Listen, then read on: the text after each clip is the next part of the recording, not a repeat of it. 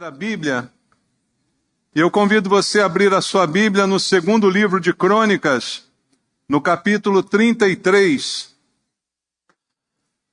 Segundo livro de Crônicas, capítulo 33, vamos ler até o versículo 20. Segundo Crônicas, capítulo 33, do 1 ao 20, a palavra de Deus diz: Tinha Manassés 12 anos de idade, quando começou a reinar, e 55 anos reinou em Jerusalém. Fez o que era mal perante o Senhor, segundo as abominações dos gentios que o Senhor expulsara de suas possessões de diante dos filhos de Israel. Pois tornou a edificar os altos que Ezequias, seu pai, havia derribado. Levantou altares aos Baalins e fez postes ídolos e se prostrou diante de todo o exército dos céus e o serviu. Edificou altares na casa do Senhor, da qual o Senhor tinha dito: em Jerusalém porei o meu nome para sempre. Também edificou altares a todos os exércitos dos céus nos dois átrios da casa do Senhor. Queimou seus filhos como oferta no vale do filho de Inom. Adivinhava pelas nuvens, era agoreiro, praticava feitiçarias, tratava com necromantes e feiticeiros, e prosseguiu em fazer o que era mal perante o Senhor, para o provocar a ira.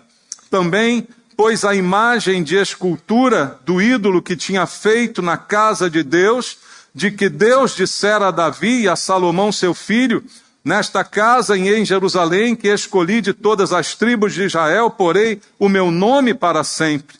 E não removerei mais o pé de Israel da terra que destinei a seus pais, contanto que tenham cuidado de fazer tudo o que lhes tenho mandado.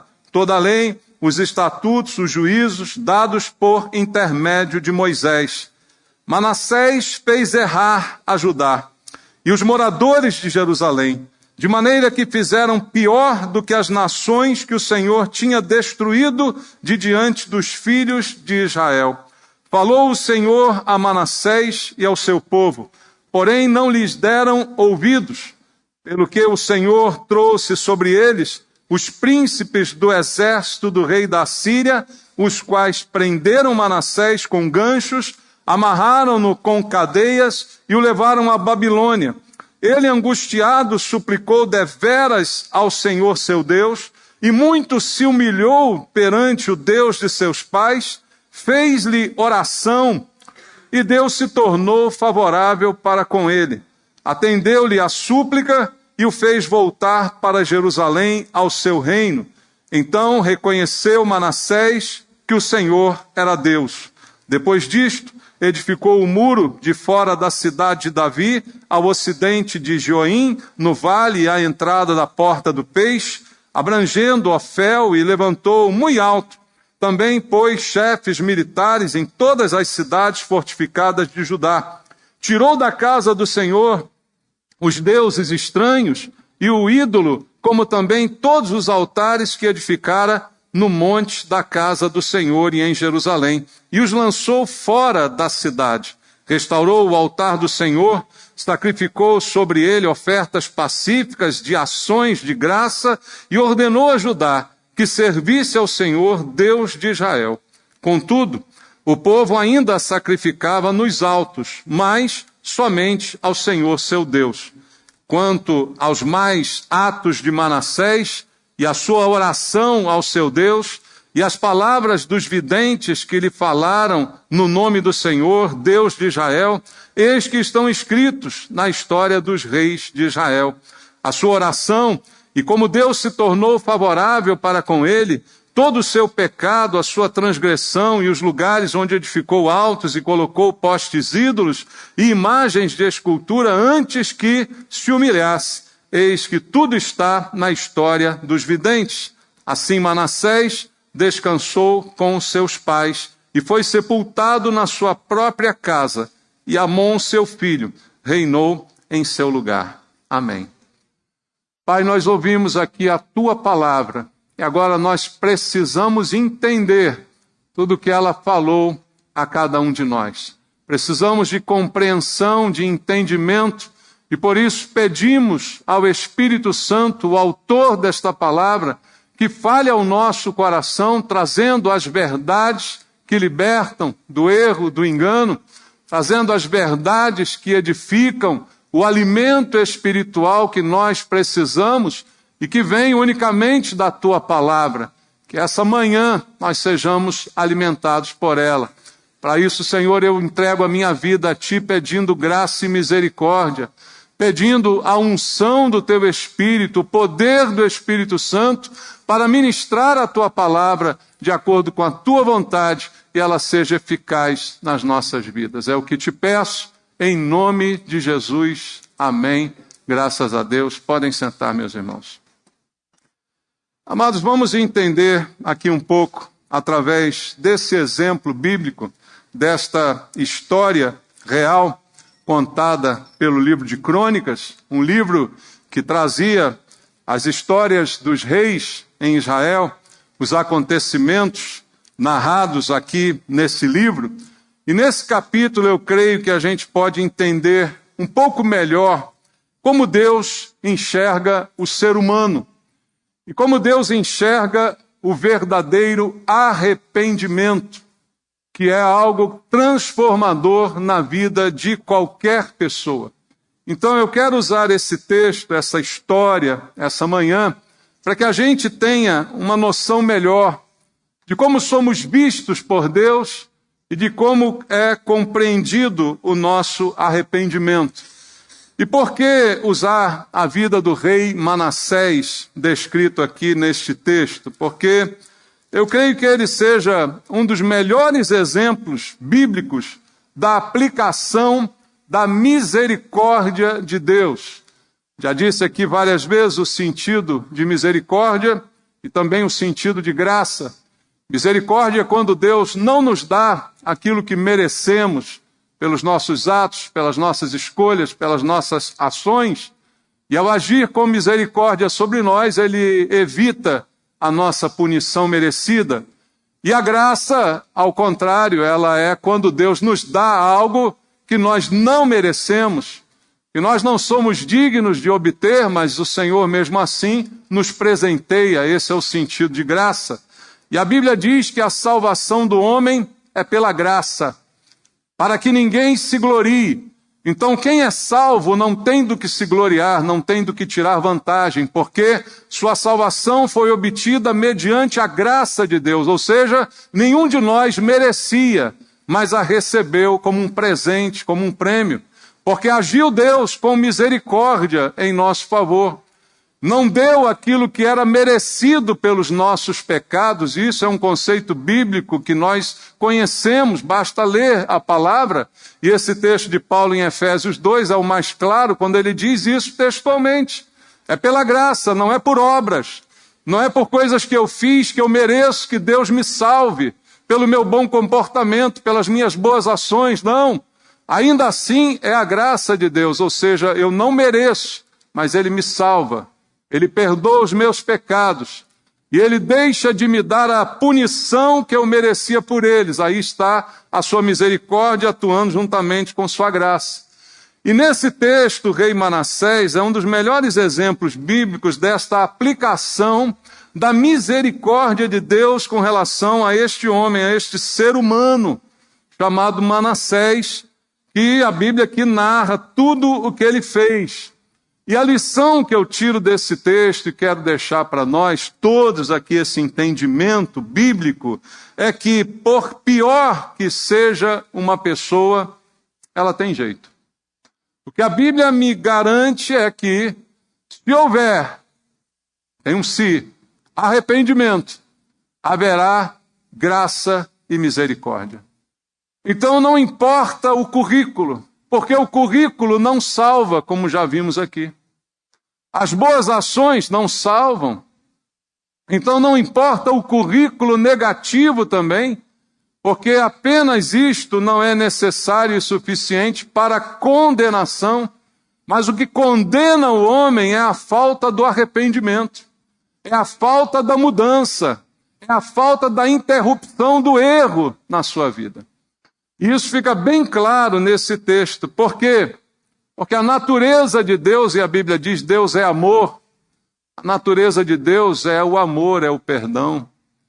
E a Bíblia diz em João 3,16, Deus amou ao mundo de tal maneira que deu seu Filho unigênito para que todo aquele que nele crê não pereça, mas tenha vida eterna. Deus o fez por amor ao mundo, a todas as pessoas que o ofendem, não é, que escarnecem dele, que o ignoram, todas estão inseridas nesse contexto. Ao mundo de tal maneira amado, Deus deu a solução, a alternativa de obterem eles perdão. Mas é dito aos que nele creem. E ao crer em Jesus, o próprio Senhor Jesus diz, quem crê em mim, obedece aquilo que eu mando, né? Quem me ama, guarda os meus mandamentos. Então há desdobramentos desta aceitação, desta opção, desse recebimento de Jesus, desse crer em Jesus.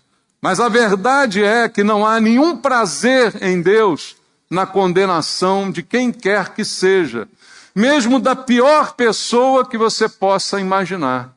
O prazer de Deus está em salvá-la. O prazer de Deus está na restauração do ser humano e não na sua aniquilação. E o pecado, ele pode ser perdoado. É algo que veremos nesse texto na vida do rei Manassés. Mas, outro conceito aqui apresentado e que não pode ser ignorado. Deus perdoa qualquer pecado, mediante voltar-se para ele em arrependimento. Entretanto, o texto vai também mostrar que pecados trazem consequências, mesmo quando são perdoados. Uma coisa é o perdão que me leva para o céu, e outra coisa são as consequências do que eu faço aqui na terra. Elas não têm relação, porque o pecado mesmo perdoado, ele pode trazer sequelas para a vida daquele que viveu em pecado. E isso também veremos na vida de Manassés.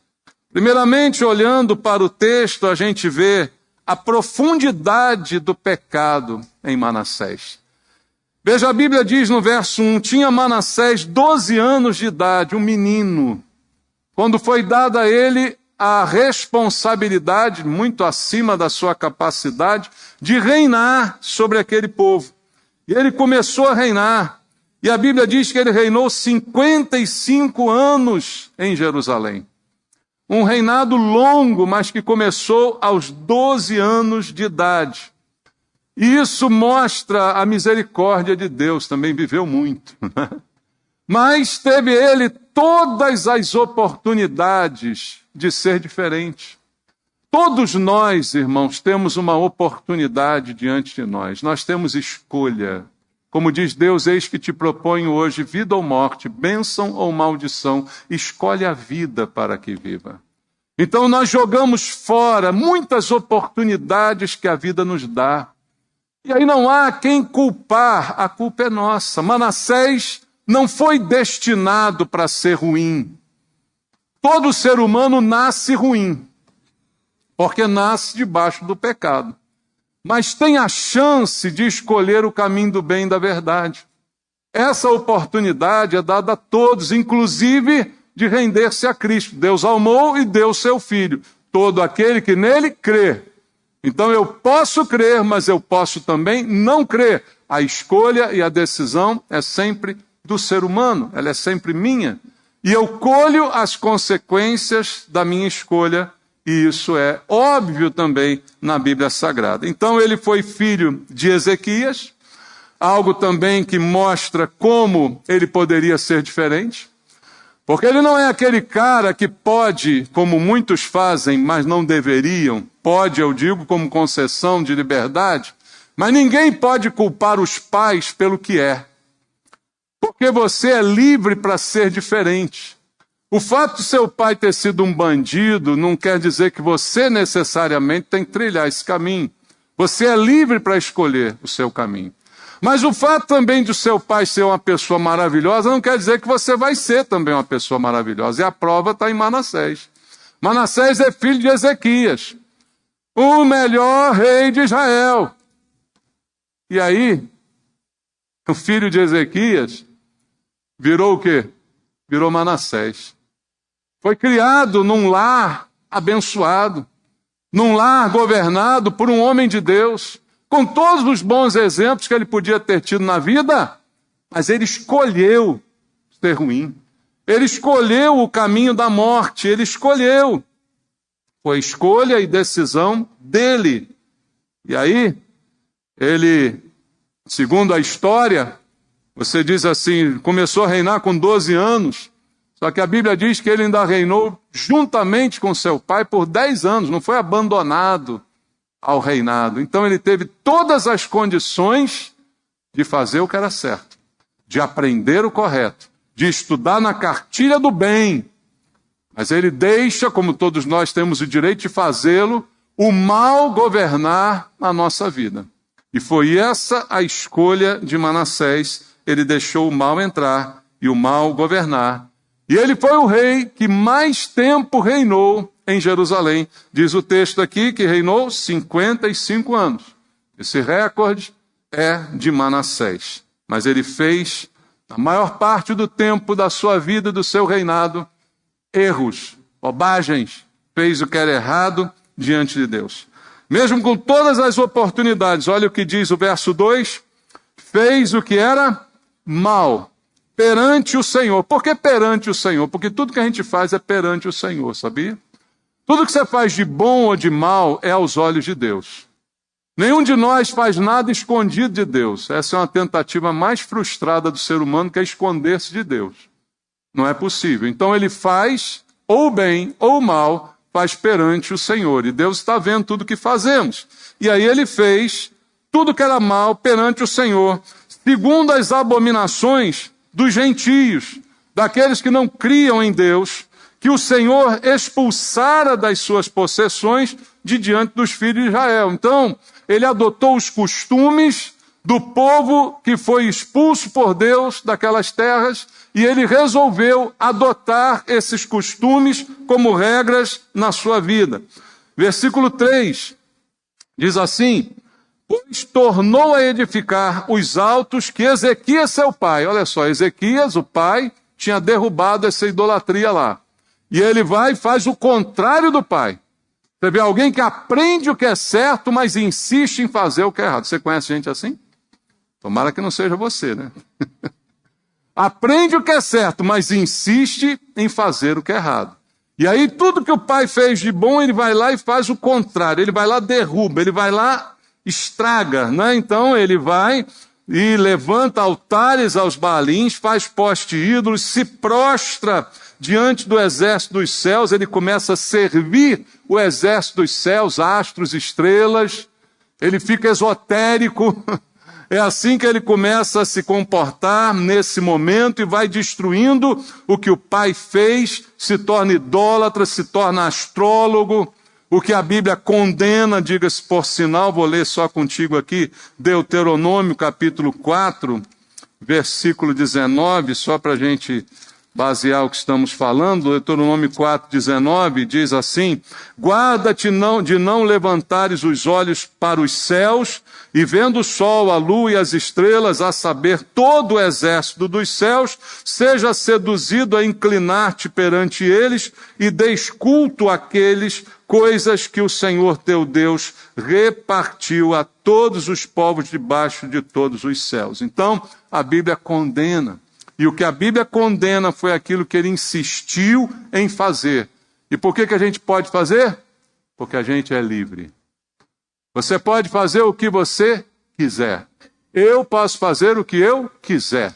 Sou livre para escolher, mas viverei com as consequências da minha escolha.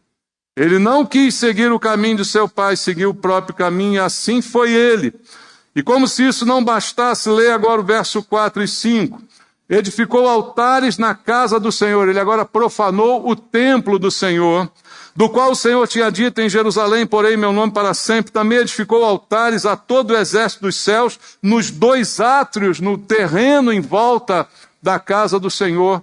Ele colocou estátuas de lua, estrelas e planetas. Ele fez todas essas coisas. Diz mais o verso 7. Também pôs a imagem de escultura do ídolo que tinha feito na casa de Deus, dentro do templo, de que Deus dissera a Davi, a Salomão, seu filho: nesta casa em Jerusalém, que escolhi de todas as tribos de Israel, porei o meu nome para sempre. Ele vai lá, profana o nome de Deus. E não removerei mais o pé de Israel da terra que destinei a seus pais, contanto que tenham cuidado de fazer tudo o que lhes tenho mandado, toda a lei, os estatutos, os juízos dados por intermédio de Moisés. Deus lembra: eu fiz uma promessa de manter esse povo nessa terra, de abençoar, de cuidar deles, contanto que obedeçam. E o que Manassés fez? Exatamente o contrário. Desobedeceu, profanou, achincalhou com o nome de Deus. Foi assim que ele usou a sua liberdade. E aí chegamos ao verso 6. Onde talvez ele cometa o pior dos piores, se é que há graduação de pecados, não existe, né? Mas o mais aviltante, o mais impressionante. O pecado para Deus é todo igual, mas alguns nos impressionam mais. E no verso 6 diz assim: queimou seus filhos como oferta no vale do filho de Inom. Você ouviu o que eu disse aqui? Você leu junto comigo? Você entendeu o que você leu? Queimou seus filhos. Ou seja, ele sacrificou seus filhos, queimados, aos deuses a quem ele estava servindo. A que ponto chegou esse homem? Adivinhava pelas nuvens, era agoureiro, praticava feitiçarias, tratava com necromantes e feiticeiros, e prosseguiu em fazer o que era mal perante o Senhor, para o provocar a ira. Mata os filhos, se torna adivinho, feiticeiro, consulta mortos, tudo aquilo que Deus condena, ele passa a fazer, porque ele, eu repito, é livre para fazê-lo. E não só cometeu tudo isso, e aí o verso 9 traz outro pecado, por isso que a Bíblia diz: um pecado chama outro, um abismo chama outro abismo. No verso 9 diz assim: Manassés fez errar a quem? A Judá. Quem é Judá? É a nação toda. É o rei de Judá. Ele faz errar toda a nação. Ele influencia toda a nação com o seu comportamento, isso é natural. O líder influencia o liderado, isso é natural. Então ele faz errar a Judá, os moradores de Jerusalém, de maneira que fizeram pior do que as nações que o Senhor tinha destruído diante dos filhos de Israel. Então Israel, Jerusalém, Judá se torna pior. Se fazia ali pior do que faziam antes, quando eram outros povos pagãos dominando aquela terra. Olha a que ponto chegou. Então ele não só é culpado pelos seus próprios erros, como culpado por levar os outros também a pecar e a errar. Então esse retrato é muito cruel da vida desse homem terrível que foi o rei Manassés. E diga mais a Bíblia para nós no verso 10. Olha a misericórdia começando a entrar em ação. Falou o Senhor a Manassés e ao seu povo, porém não lhe deram ouvidos. Deus ainda se digna a falar com um homem desse, a falar com um povo que fazia o que estava fazendo por influência desse homem. Como é que Deus fala? Com os profetas. Profecias foram dadas, alertas foram dados, a palavra de Deus confrontou os corações. Por quê? Você está fazendo algo que você sabe que é errado, você conhece a Bíblia, você sabe que Deus condena, mas você insiste em fazê-lo. Então uma consciência movida pelo Espírito de Deus toca em você, Deus fala ao teu coração. Por quê? Porque Deus quer promover o arrependimento. E a graça e a misericórdia começam a entrar em ação. Deus, por misericórdia, fala sério, se fosse você, fosse eu, vou botar para mim a culpa. Se eu fosse Deus, eu ia querer saber de Manassés. Eu já tinha fulminado ele há muito tempo. Já tinha mandado um raio na cabeça dele. Mas Deus sofre tudo isso de Manassés, todas essas ofensas, todos esses escárnios, e ele ainda fala a Manassés. Ou seja, ele dá uma chance. Quando Deus fala, por isso a Bíblia diz assim, quando ouvir a voz de Deus, não endureça o teu coração. Está lá no livro de Hebreus. Porque Deus fala, e quando Deus falar, quebranta o coração, para que tenha jeito, para que tenha solução. Porque a palavra é o último estágio, antes de vir a desgraça. O aviso de Deus vem antes de vir a foice. O atalaia se levanta antes que a foice venha para ceifar. Então veja, Deus não é injusto, Deus não é mau, Deus não tem prazer em ceifar, em condenar. Por isso dá todas as oportunidades, dá todos os avisos, fala ao coração do pior homem. E aí a Bíblia diz no mesmo verso 10, porém, não lhe deram ouvidos. Mas aí eu digo, você pensa, pastor, isso é Manassés. Eu queria dizer para você uma coisa que talvez choque você, mas eu disse esse princípio aqui da mensagem, Manassés sou eu. Manassés foi você um dia. Todos nós aqui fomos Manassés, porque nenhum de nós, embora a gente possa aqui não ter nenhum pecador tão grande, entre aspas, né, quanto Manassés, todos nós tínhamos pecados, por ele fomos perdoados, recebemos graça e misericórdia e por isso fomos salvos. Nenhum de nós fez por merecer, nenhum de nós pagou a dívida dos seus pecados, pelo contrário, elas foram anuladas. Então eu e você somos Manassés. Pastor, mas eu nunca queimei meus filhos, eu nunca fui agoreiro, eu nunca fui feiticeiro. Não importa. Tinha algum santo aqui antes de ser salvo? A gente só é santo depois de ser salvo. Porque Deus, através do seu Espírito, nos santifica. Então, Manassés sou eu. Manassés é você. E quantas vezes Deus avisa aos Manassés? Quantas vezes Deus falou contigo antes de você se render a Cristo? Você aí, pessoalmente. Você hoje já é batizado, hoje está na igreja há muito tempo, mas pensa um pouquinho. Quantas vezes foi um crente falar com você, você mandou ele para aquele lugar? Hein? Quantas vezes alguém foi mostrar alguma coisa para você e você ignorou, e você não quis saber? E era Deus falando. Deus falando, por graça, por misericórdia, e você também recusou aquilo que Deus falava, não lhe deu ouvido. Então, essa história é muito parecida com a nossa. Mas aí começa a consequência do pecado. Há um preço a ser pago. E a Bíblia diz que o salário do pecado é a morte. Mas o dom gratuito de Deus, no mesmo versículo, diz, é a vida eterna. O salário do pecado eu já sei qual é, mas há uma opção. Há um dom que é gratuito, há um presente que é de graça, que é a vida eterna. E eu posso escolher entre eles. E aí acontece o pior. Não ouviu a Deus, e aí o verso 11 começa assim, pelo que, ou seja, por causa disso, o Senhor trouxe sobre ele os príncipes do exército do rei da Assíria, os quais prenderam Manassés com ganchos, amarraram-no com cadeias e o levaram à Babilônia. Isso aqui não foi o diabo que fez com ele. Isso aqui foi Deus que fez com ele. É outra coisa para esclarecer, que a gente às vezes pensa que tudo que é ruim foi o diabo que fez. Não, às vezes é Deus fazendo. Para acordar, para despertar, para dar juízo na cabeça da gente.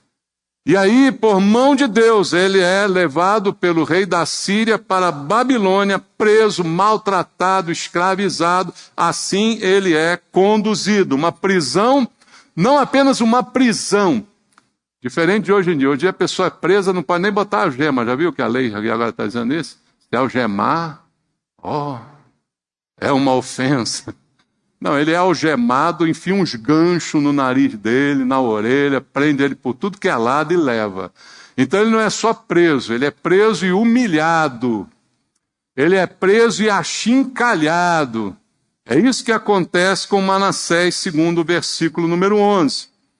E aí, amados, a Bíblia vai resumir aqui o que aconteceu. Veja, são 10 versículos falando das desgraças de Manassés. E aí chega no verso 12, A Bíblia diz simplesmente: ele, angustiado, suplicou deveras ao Senhor seu Deus, e muito se humilhou perante o Deus de seus pais. E no verso 13, fez-lhe oração, e Deus se tornou favorável para com ele. Atendeu-lhe a súplica e o fez voltar para Jerusalém, ao seu reino. Então reconheceu Manassés que o Senhor era Deus. O que eu fico maravilhado é com a simplicidade disso aqui.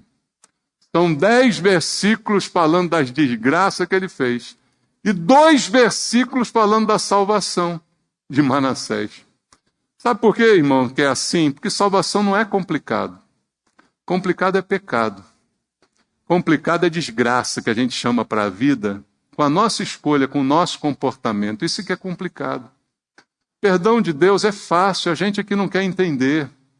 E eu sei que depois de ouvir uma mensagem dessa pela internet, ou mesmo aqui, alguém vai dizer: poxa, mas dá para perdoar quem queima seus filhos na fogueira? Deus parece ser meio injusto, né? Perdoando alguém assim, e ficam essas dúvidas no coração. Mas graça é graça. Misericórdia é misericórdia. A mesma que agiu sobre mim, agiu sobre Manassés. Eu nunca queimei meus filhos, mas eu fiz pecados, e pecados igualmente ofendem a Deus. Porque Deus não tem pecados, porque Deus é santo. E o plano dele para mim é que eu seja santo. E eu deixei livremente esse plano e resolvi assumir a minha vida, o que eu queria fazer, e ofendi a Deus. Quantos de nós aqui já ofenderam Deus, já debocharam de Deus, já debocharam da Bíblia? Quantos de nós? Isso para Deus não é semelhante a qualquer um dos pecados de Manassés. Somos melhores do que Manassés. Esse é o grande pecado do homem, é achar que ele é melhor do que alguém. Talvez este seja o grande pecado, que é uma influência do diabo sobre nós, porque o diabo achou que era maior do que era, não é? E não se conformou com a sua posição de anjo e resolveu se tornar adversário. E ele tem, desde Adão, colocado no coração do homem a opção de que o céu é o limite, de que ele pode melhorar, de que ele pode crescer. E essa vaidade que entra no coração da gente achar: eu não matei ninguém, então eu sou melhor que Manassés. Não somos melhores do que Manassés. Diante de Deus somos todos igualmente culpados. E a salvação é algo muito simples, e em 2 versículos foi aqui por Deus explicada. Primeiramente, o verso 12 diz: ele angustiado. A angústia é gerada pelo pecado e pelas suas consequências. E na hora que ele está pecando, ninguém sente a angústia de pecar. A angústia vem sempre no dia seguinte. Na hora do pecado, tudo é gostoso, irmãos. Aquele que passa uma noite se drogando, cheirando, se prostituindo, na hora da noite está uma maravilha. A ressaca vem no dia seguinte. Na hora do pecado não há nenhuma angústia, mas depois vem a angústia. Depois vem a solidão, depois vem a angústia, o vazio existencial. E talvez muitos aqui já tenham experimentado isso na vida. Mas é assim que funciona. Só que alguns com essa angústia se matam, sei lá, desistem de tudo. Outros com essa angústia se voltam para Deus. Essa é a diferença. A mesma angústia gerada pelo mesmo pecado pode ter 2 reações diferentes na vida de todos nós. Então o que fez essa angústia na vida de Manassés é que ele muito se angustiou, e aí ele suplica a Deus. Suplica deveras ao Senhor seu Deus, e muito se humilha perante o Deus de seus pais. Veja, a Bíblia não diz quanto tempo durou isso, como é que isso foi. Isso não cabe a mim. Eu quero ver o filme de Manassés para ver se ele chorou bastante, se ele se humilhou bastante, se ele se retalhou todo, para ver se ele merecia esse perdão. Se merecer já não é graça, irmão. E graça é favor imerecido. Não é pelo desempenho no choro que eu ganho o favor de Deus. Mas Deus conhece o meu coração. Ele sabe se o arrependimento é verdadeiro ou não. Mas o fato é que ele acontece, porque Manassés, ele se humilha diante de Deus. A angústia o leva à humilhação diante do Senhor. E aí ele suplica, ele clama, ele pede com toda intensidade. perdão, graça, ajuda, misericórdia, socorro. Tudo isso ele passa ali, não sei, a Bíblia não diz quantos dias isso durou, são 2 versículos apenas, se foi numa mesma noite, mas não importa, porque pode ser uma frase. Se Deus percebe que é de coração, ele salva, do mesmo jeito como salvou a mim e a você. Então não importa o tempo que eu chorei ou que eu me humilhei, mas o que importa é que isso aconteceu.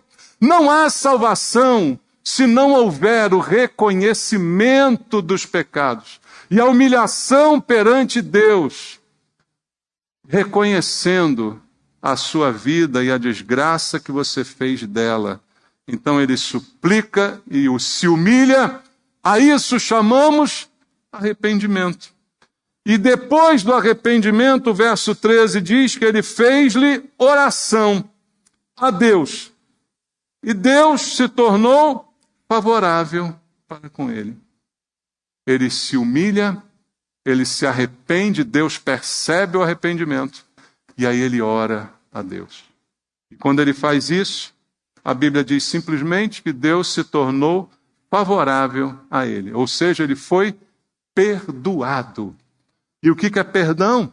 É o cancelamento total das suas dívidas.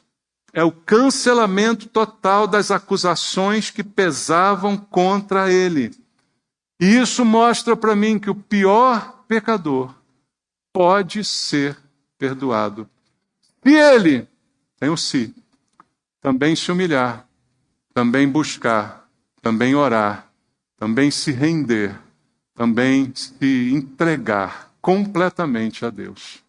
E essa foi a salvação de cada um dos que estão aqui e que verdadeiramente foram salvos.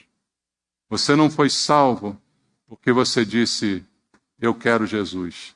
Você foi salvo quando você se arrependeu, quando você reconheceu a tua própria miséria humana pelas escolhas que você mesmo fez, e você, diante de Deus, em humilhação, colocou diante dele, em oração, todos esses erros e pediu a ele o perdão. E ele simplesmente te concedeu esse perdão.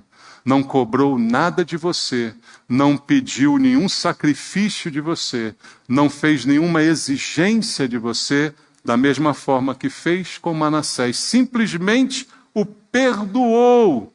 E a Bíblia diz que isso, então, fez com que ele voltasse para Jerusalém. Fosse restaurado como rei novamente. Fosse liberto da escravidão, da boca do leão dos babilônicos e fosse restaurado a Jerusalém mais uma vez. Aí você talvez enganosamente pense, como já citei aqui, mas isso parece muito fácil, pastor. Quer dizer que é só a gente errar a vida inteira, fazer tudo que não presta, depois quando vê o caldo entornar, quando vê o calo apertar, volta para Deus, faz uma oração, se humilha, chora. Primeiro, só Deus sabe se essa humilhação é verdadeira ou é interesseira. Dá para entender isso? Só Deus é capaz de conhecer o coração do homem. Só Ele vai saber se isso realmente é verdade ou não. Mas não para por aí. Porque quem se arrepende, e aí Jesus falou disso, João Batista falou disso. Lembra quando as pessoas vinham se batizar? E João Batista disse aos fariseus que vinham se batizar, quem vos induziu a fugir da ira vindoura, raça de víboras? Produzi, pois, frutos dignos do arrependimento. Porque arrependimento implica em produção de frutos de arrependimento. Não é da boca para fora. Alguém diria, é fácil então, faz o que quer da vida quando está lá no hospital morrendo. Deus é que sabe. E para esse que está lá morrendo no hospital, não dá nem tempo de produzir frutos, mas Deus sabe, Deus conhece o coração, se o arrependimento foi genuíno ou não. Mas para esse que se arrepende e ainda continua vivo e é restaurado a sua vida, agora tem que produzir frutos de arrependimento. E é exatamente o que acontece na vida de Manassés, verso 14 a 16. Depois disto, ou seja, depois de tudo isso que ele foi restaurado, edificou o muro fora da cidade de Davi, ao ocidente de Joim, no vale, à entrada da porta do peixe, abrangendo Ofel, e levantou muito alto. Também pôs chefes militares em todas as cidades fortificadas de Judá. E agora, verso 15. Tirou da casa do Senhor os deuses estranhos e o ídolo, como também todos os altares que edificara ao nome da casa, no monte da casa do Senhor em Jerusalém, e os lançou fora da cidade. Restaurou o altar do Senhor, sacrificou sobre ele ofertas pacíficas, como a Bíblia diz, de ações de graças, e ordenou a Judá que servisse ao Senhor, Deus de Israel. Não só mudou, como também ordenou ao povo que mudasse, ou seja, tentando reverter todos os erros que ele tinha cometido, ou seja, produzindo frutos de um arrependimento, que torna visível no seu novo comportamento o seu novo estado de vida. Isso é ter uma nova vida, as coisas velhas passaram. Não adianta você ser crente, estar na igreja e ninguém vê nenhuma diferença na sua vida. Ninguém notar nenhuma diferença do que você era antes ou depois. Agora a única diferença é que você tem que fazer domingo. É essa a única diferença? Não pode ser assim. Frutos dignos de arrependimento precisam ser vistos, e frutos são percebidos, são desfrutados. E é isso que a gente encontra na vida de Manassés, frutos do seu arrependimento. Agora, um último detalhe que eu quero deixar para você desse texto. Como eu disse, pecado traz consequência. Mesmo perdoado, traz sofrimento, traz angústia. As consequências podem perdurar, podem permanecer. Manassés agora tem uma nova vida pela frente. Manassés agora é um novo homem, é um novo rei. É um líder de exemplo agora é alguém que recomenda ao povo que não faça mais, que mude e tal. Mas o que foi feito deixou marcas. O que aconteceu no passado deixou marcas. E essas às vezes não se apagam e a gente vai ter que conviver com elas. Embora perdoados, embora salvos, vamos ter que conviver com elas. E só para você ver, no versículo 17, o que diz o texto: contudo, tem um contudo. O povo ainda sacrificava nos altos, mas somente ao Senhor seu Deus. Só que não é lugar de sacrificar nos altos, o lugar de sacrificar no templo. Então aquele mau hábito, aquele mau costume que ele introduziu na vida das pessoas, ele ainda perdurou, porque o pecado gerou consequências. O pecado produziu consequências, deixou marcas tanto na vida dele, quanto na vida das pessoas que ele influenciou com o seu mau comportamento. Só para a gente perceber como Deus pode transformar a vida de qualquer um. Como Deus pode salvar você. O pior pecador, o pior transgressor pode ser perdoado. Porque é graça, porque é misericórdia. E o que precisa? Ação de arrependimento. O que precisa? Humilhação diante do Senhor. Não é sacrifício, não é tentar pagar o pecado, porque pecado não tem preço. Preço, a Bíblia diz, o salário é a morte. O que você merecia era morrer, mas Deus te deu vida. Te deu vida juntamente com Cristo, é o que a Bíblia diz, ao perdoar todos os teus pecados. E esse perdão ainda é possível hoje, ainda está ao alcance de todos hoje. A mesma graça, a mesma misericórdia que agiu na vida de Manassés pode agir na sua. O que você precisa fazer? Se arrependa. Diga sim para Deus. Reconheça-o como teu Senhor e Salvador. Lance fora o tempo de pecado, o tempo de erro. Deus não vai ficar te cobrando isso a vida inteira. Nunca mais Deus vai tocar nesse assunto, mas você tem que tocar nesse assunto com Deus.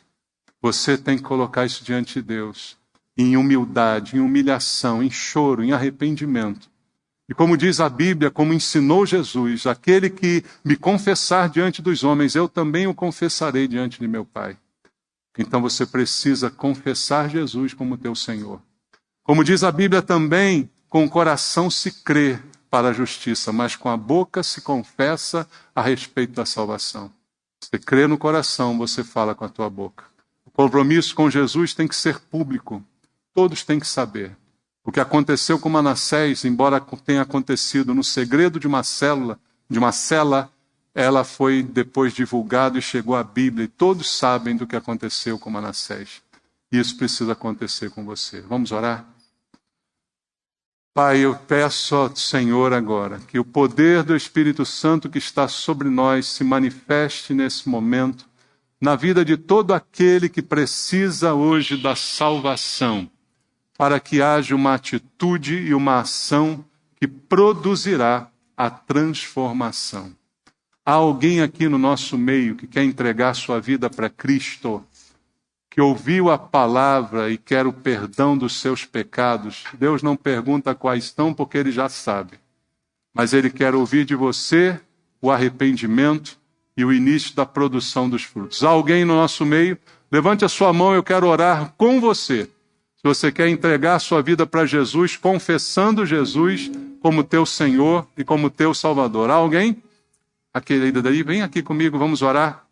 Tem mais alguém essa manhã que quer render sua vida a Cristo? Aproveita essa oportunidade. É hora de perdão, é hora de salvação. Como é seu nome? Júlia. Que bom, Júlia.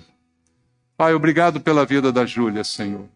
Obrigado porque o Espírito Santo falou ao seu coração essa manhã. Ela ouviu a tua voz, Pai, e assim se rende ao Senhor, confessando-o como o Senhor da sua vida. E hoje os seus pecados são perdoados, eu creio, Pai. E não há mais dívida sobre ela, porque o Senhor a perdoou. E que agora sejam produzidos os frutos desse arrependimento, em nome de Jesus. Pai, obrigado pela vida da Luciene também, Senhor. Que agora nesse ato se rende a Ti, meu Deus, clamando pelo Teu perdão, pela Tua graça, pela Tua misericórdia, que será concedida gratuitamente a ela. Porque tudo isso é de graça, Pai. É Tua graça sobre nós. E eu sei que ela é salva nesse momento, porque os seus pecados estão perdoados. Abençoa a Tua filha, Pai, em nome de Jesus. Como é seu nome, minha irmã? Como? Francisca. Pai, obrigado pela vida da Francisca também, Senhor, que chega aqui à frente confessando os seus pecados, manifestando arrependimento, ouviu a tua voz, mas deu ouvidos, não ignorou aquilo que o Espírito Santo falou, e é por isso que eu creio na sua salvação, eu creio no perdão dos seus pecados, eu creio que há uma nova vida para cada uma dessas tuas filhas aqui, Senhor. Há um novo caminhar, há uma nova oportunidade de viver de forma diferente, de apresentar frutos desse arrependimento. Abençoa a tua filha, Senhor, em nome de Jesus. Deus abençoe vocês. Deus abençoe vocês em nome de Jesus.